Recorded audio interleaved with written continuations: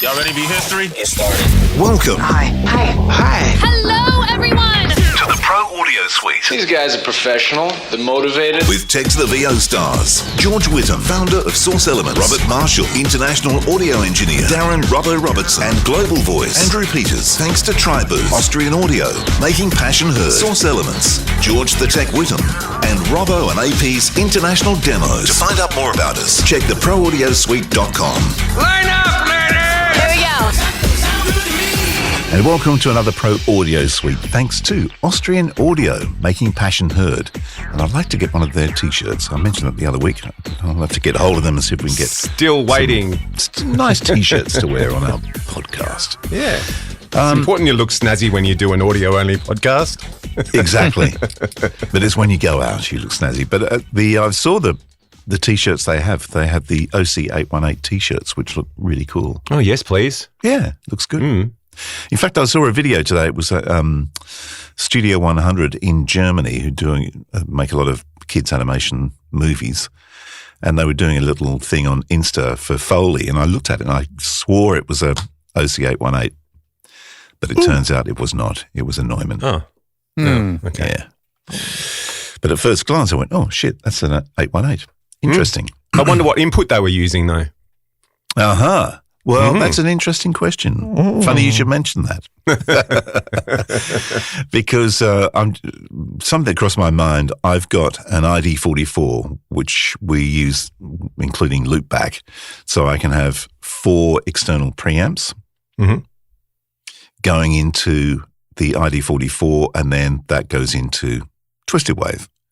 So I can select which mic or preamp I want to use.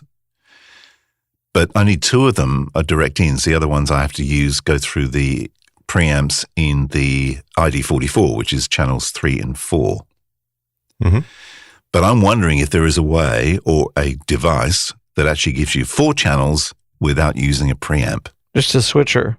But would that do what I do with my stuff? Well, you're just looking for an analog switcher, right? So any of the speaker selectors will work in reverse.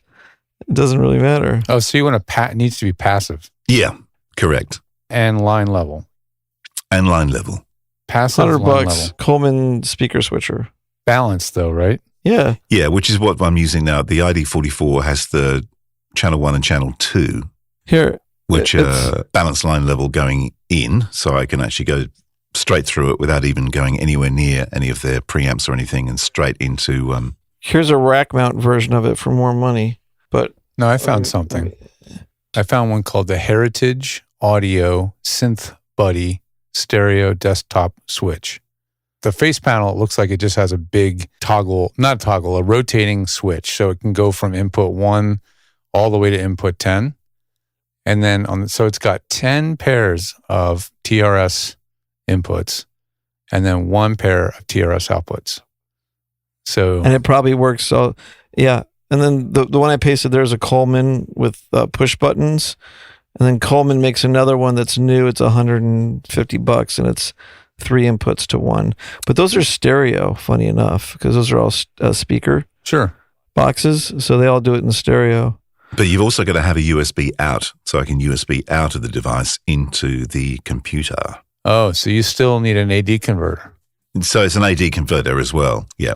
You're just going to go into your Audient. If not, you're looking for a VO passport with the 2 microphones that let you switch. But you want 4. Exactly. Maybe I've got 2. I've got 2 passport VOs. Yeah, you can probably need 6 of them to get your 4 mics. Oh my God! Yeah. Not sensible. But you can do it with just, if you want to do it in your Audient and not use the extra channels of your Audient, you can do it. I can do it by currently, but the 2 other inputs. One, I use the TalkBack, which I'm using. In fact, that's what I'm using right now because I'm sitting out of the booth. And the other one is just another mic that's set up in the booth.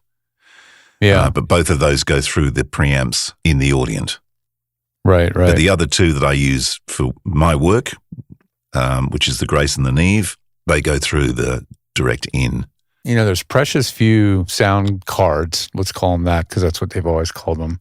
There's precious few sound cards anymore that are just analog line level I/O input. I have an Echo Audio Fire 2 in my box of junk. And it's a FireWire device with a pair of TRS ins and a pair of TRS outs. And that's all it is. Just a little box. There's a company that makes a little tiny box that's got like 8 in, and they're just balanced inputs. What's the name of it? I don't know. Hold on, I'll find That's it. the hard part, is finding these. Do you know the weirdest thing is I've got in my old PC, which Vin made for me, I have the RME PCI card, but I also got a 4-channel splitter. Oh, yeah. Those things. Because that's how I used to run that thing. I used to run everything into the 4-channel splitter and then into the PCI card, but it was Total Mix, which was a total mindfuck. So that's a good card. I mean, it's a good card. You could put that card in a Thunderbolt enclosure and turn it into a Thunderbolt. Probably make more sense, frankly, to get a, I think it's called the Apollo Twin X4. Because it's got 4 sets of inputs. Oh, ESI. Okay. Yeah. Look at ESI. Is their stuff any good? It's supposed to be actually very good, I thought. Okay. It's a German company that's made. It's Chinese, but it's German. Yeah. Yeah. But they make like super small interfaces and just no frills. Yeah, they're making like those problem solver kind of little gadgets that kind of disappeared because, again, Echo Audio was making cool stuff. They were making all these little problem solving line in, line out things with FireWire back in the day. And that's pretty much dead. Well, that's dead. I mean, unless you have an old Mac that still speaks FireWire. FireWire died with what? Mojave was the first thing that killed FireWire? Well, no, they officially left it a little while ago, but you had to get FireWire to Thunderbolt adapters. But now Apple has completely, after recent OS upgrades, completely removed FireWire from the brain, not just the ports of the computer. Right. It's now over with. So I'm seeing the Maya and ESI. I have a lot of good FireWire interfaces too. It's really sad. No, I know. Yeah. It's everything's going the way of the dodo bird when it comes to obsolescence. It's frustrating. Like I watched a video the other day of a guy extolling the amazing value of a 2014 trash can Mac Pro. 2013. Or 2013, yeah. Like the value that, because the thing that's been a big buzz right now is that all computer hardware is going through the freaking roof. Yeah. Storage, memory is all gone batshit. Like absolute batshit, thanks to AI and compute being, all the demand right now. It's gone bonkers. So like I watched, you ever seen DIY Perks? The British guy? He's awesome. He makes really cool stuff. But his latest thing was building a custom-made PC that fits in a wooden bezel. You have to watch it, but he actually extracts an iMac screen from an old iMac that would be obsolete. Literally no one wants these iMacs. He extracts the display, puts it in a wooden frame, and then mounts the inners of a Windows PC laptop, a gaming laptop with like an NVIDIA card in it, a badass. Yeah. And he makes this amazing desktop computer with an old iMac screen that's Retina and has 32 gigs of DDR5 RAM, which right now costs more. The RAM costs more than all the parts he bought to build this, including the screen. I mean, that's just where we're at right now. Wow. Tangent. Yeah. Anyway, ESI Maya 44 might be what it is that you want, but it's not an analog switcher, though. It's just 4 in, 4 out USB. Yeah, which is kind of what you need. And then you just set up some kind of loop back or Nexus or whatever. But I feel like you still need a software solution that's a go-between from your audio hardware and the rest of the world, which again, Nexus could do that. So you don't mind still using Nexus as a middleman between them? Richie set up this computer and he set it up with loopback. So that was kind of the same thing anyway. But I see, the loopback software, right. Yeah, right. So I've got loopback software that comes off the back of the Audient. So I can actually, instead of it sort of just logging into 1 and 2, I've got it on 21, 22. So that means I can move around inside the Audient. Interesting. Would you prefer so is the goal to eliminate the Audient completely? Well, look, I'm just curious more than anything because Yeah. but the Audient works fine. But I'm just kind of thinking if someone's doing the same thing as me, which I doubt very much, but just in case. Well, the more audio heeled, the more well-heeled audio people that have a lot of outboard gear would be more interested in this for sure. Yeah. Mm-hmm. I mean, it's not like crazy, but I use the Grace and the Neve for me. So that's like promo and, commercial or narration, whatever. Yeah. And then I have another one set up in the LA, which I set up for Somerset because I can move the mic around instead of adjusting mine and Sure. then going in there and going, why does it sound funny? Because the mic's in the wrong spot. Right. And then I have this out here for the talkback. So I can actually, if she's doing a session, I can use the talkback. I can talk to her or talk to if we're doing something down the line. Mm-hmm. And the engineer at the other end wants to talk about levels and stuff. I can communicate with The them. world's most expensive talkback mic. Yes, and the easiest thing to do is just get a $30 Patchbay. Like all this like switcher stuff and everything else, you could just put a Patchbay up, have your mics go to it, and have your preamps be on the output, or like on the bottom of it, and then the other part of the Patchbay could be the preamps going out to your sound card going in, and then you can do whatever the hell you want whenever you want. But the Patchbay will be normaled to do what you want it to do normally. Half normal. Yeah. And then you'd only Yeah. use like either channel 1 and 2 on the Audient. Is that what you're saying? Yeah, you just use channel 1 and 2 in the Audient. So you got your like 5 mics or however mics you have coming in on the top, and you got your preamp inputs on the bottom, and you would just put whichever ones you want to default. You put them, line them up with each other, and then you have your preamp outputs on the top of the next kind of row over, and then on the bottom of that you put the Audient input and a couple patch cables, really just 2 patch cables, and you can.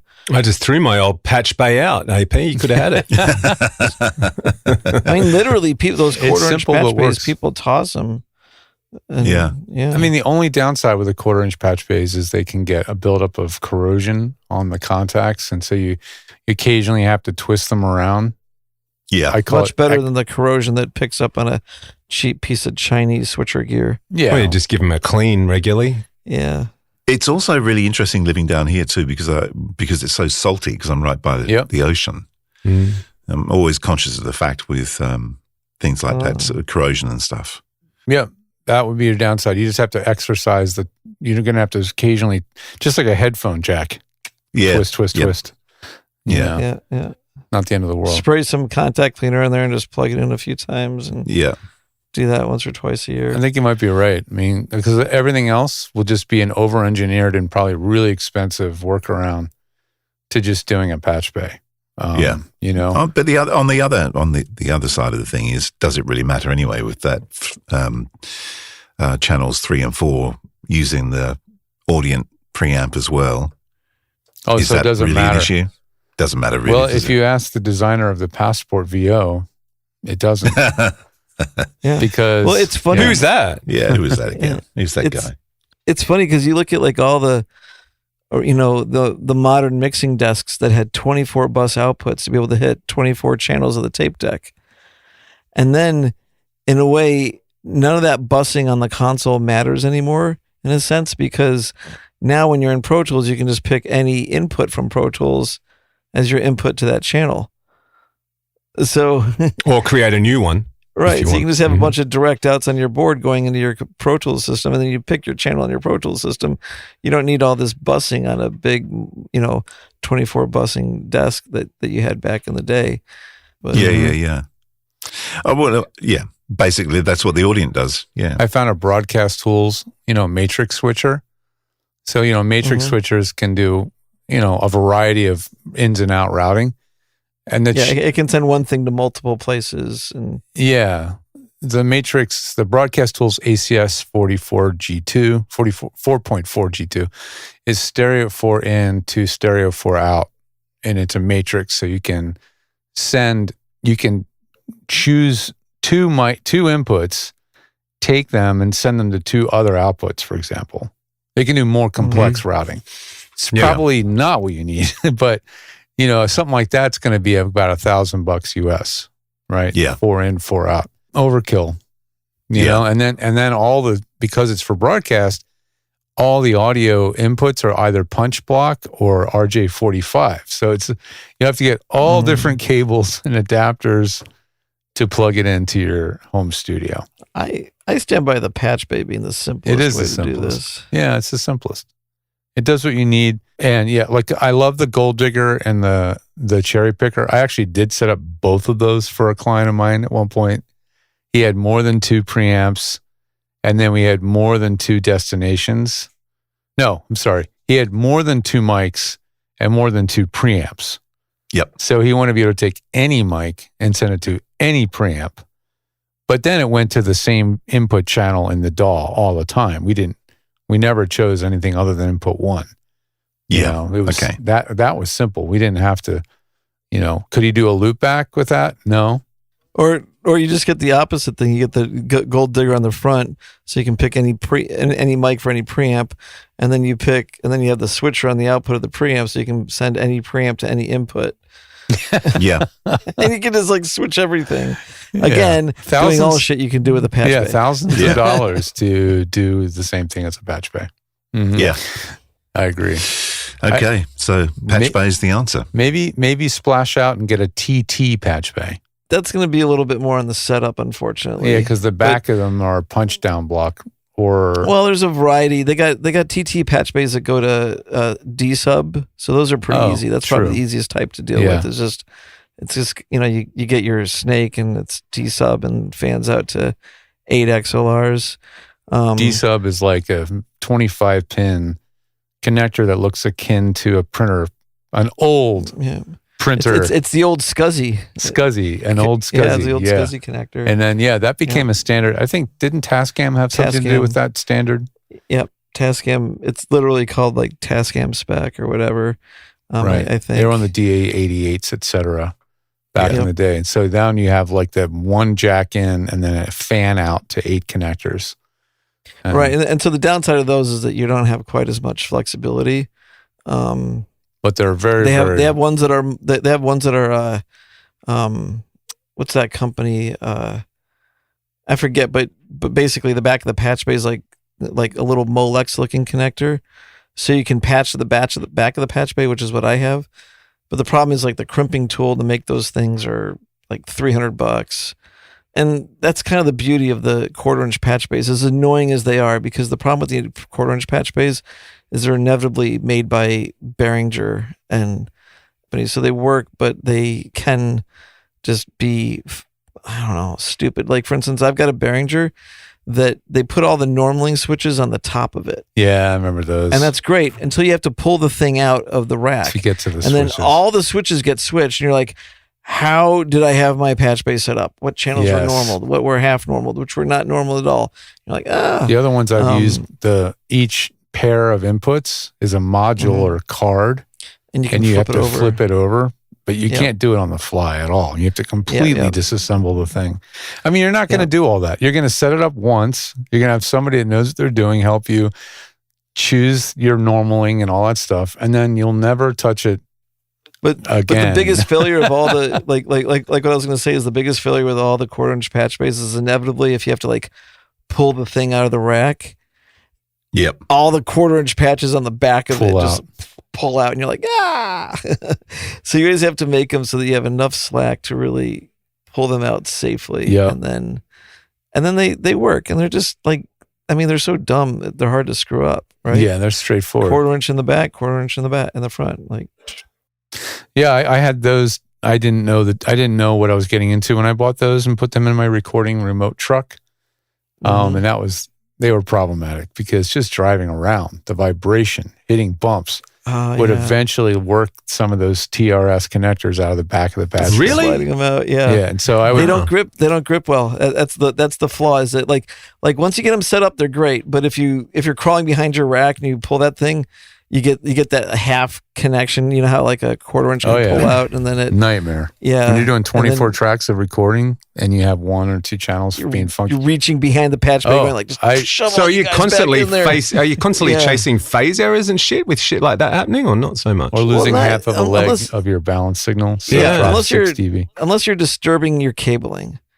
Like I can definitely see how those 1/4-inch patch bays are not ideal for like a live rack because it's just 1/4-inch. 1/4-inch doesn't grip. They don't stay in extremely. It's not like an XLR. Yeah. You know, it doesn't stay in. Well, as I said, I just got rid of mine. I used to have up until about 6 months ago, I used to have a Bantam one, like the smaller Is jacks. that TT? And it or was is that all different? Yeah, TT. Well, Bantam and, was, 1/4-inch are almost the same. It's like a giant looking TT. Those are well made though. Those are pro level.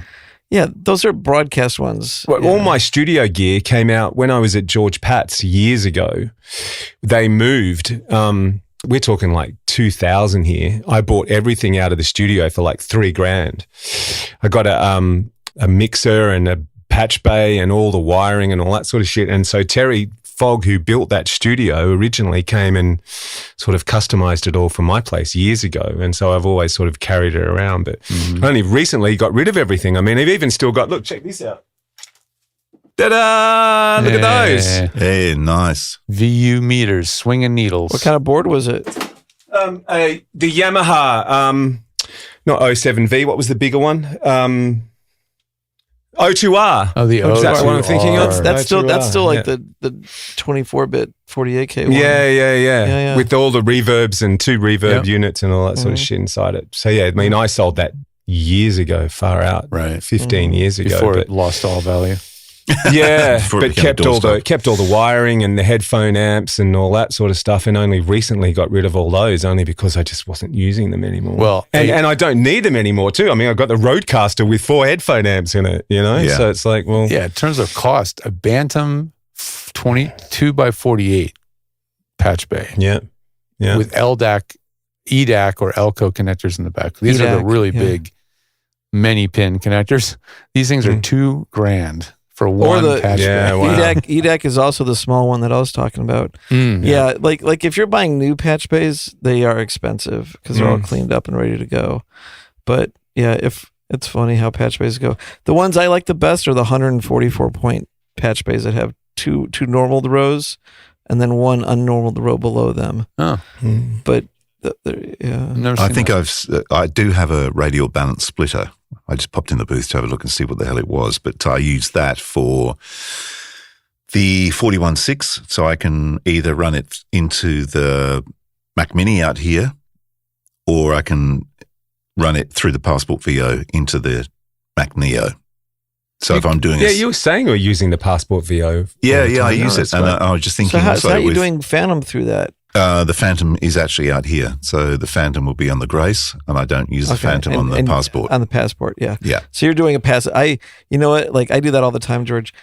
I have to record like a concert, 24 channels or more, and I have this big passive splitter, and everyone's like, "Oh no, you got to use a transformer." Right. It's like I had the transformer. If you want to break your back, I did have one, and they do add noise, and 99 times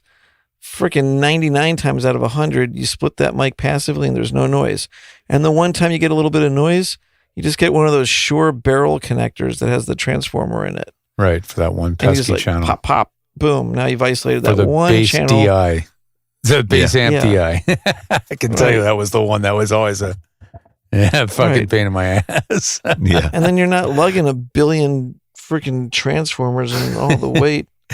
Yeah, I had that. I mean, I liked it because the front of house guys didn't usually freak out when I would whip that thing out on stage and say, "I'm plugging your mics into this first." Right. You know, they were. That's true. They do get all. The really nice places just have that on the wall already. Yeah, that's true. Like the real the splitter, high-end clubs have their own in-house split. I do know how to freak people out if you want to whip something out on stage. I bet you do, sir. You've been around the block. Excuse me while I pull this out. Excuse me while I whip this out. Ding dong, matron. Well, you know, the splitter thing, you could just have passive splitters because as long as you shut off the preamps they're not using, you could actually feed 3 pre's into the passive splitter. Just run 3 in and run 1 out to your AD converter. You don't care as long as you have the others shut off, right? You're not going to have a mix of signal going in. Yeah, no, you might be making a little bit of a radio antenna here and there, but if you're well grounded, it's not going to make a Yeah. You're not. Well, I'm not well grounded, but hopefully the radial is. Yeah. But no, I think I think I've solved the problem anyway, because I do use the 41.6 and an OC18 that goes into the Passport VO in the booth, and that runs into the Neo, which is in the booth. So if you're doing a session like that, then that's fine. Well, yeah. Simple is better sometimes. Yeah. I know. This is more. I know you're dragged kicking and screaming into the simple solutions, but it's just sometimes it's so much easier and it's pure. The signal is clean. Yeah. Clean gain is what we all, crave, and we just don't want complications. Yeah. But I can make it complicated. Yeah, just rewind the episode and listen to it again. Right. Exactly. And try to follow what we just talked about. Good luck. Yeah. Well, that was fun. Is it over? The Pro Audio Suite, with thanks to Tribooth and Austrian Audio. Recorded using Source Connect. Edited by Andrew Peters and mixed by Robbo. Got your own audio issues? Just ask Robbo.com. With tech support from George the Tech Whittam. Don't forget to subscribe to the show and join in the conversation on our Facebook group. To leave a comment, suggest a topic, or just say g'day, drop us a note at our website, proaudio